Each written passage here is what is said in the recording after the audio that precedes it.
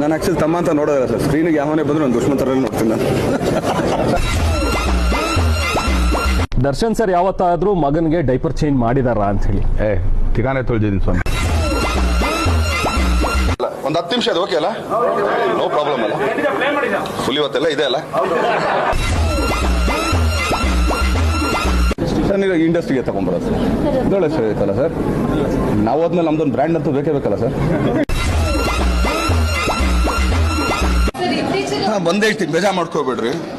ಇನ್ಮೇಲೆ ಆ್ಯಕ್ಚುಲಿ ದರ್ಶನ್ ಬೆಳಗ್ಗೆ ಎಷ್ಟೊತ್ತಿಗೆ ಹೇಳಬೇಕು, ದರ್ಶನ್ ಏನೇನು ತಿನ್ನಬೇಕು, ಯಾರು ಫೋನ್ ಎತ್ತಬೇಕು, ಯಾರು ಫೋನ್ ಎತ್ತಬಾರ್ದು, ಯಾರ ಜೊತೆ ಫ್ರೆಂಡ್ಶಿಪ್ ಮಾಡಬೇಕು ಮಾಡಬಾರ್ದು, ರಾತ್ರಿ ಅವ್ನು ಹೆಂಡತಿ ಪಕ್ಕದಲ್ಲಿ ಮನಗ್ಬೋದಾ ಮನಗಬಾರ್ದ, ಚಾನಲ್ ನೀವು ಡಿಸೈಡ್ ಮಾಡ್ತೀರಮ್ಮ.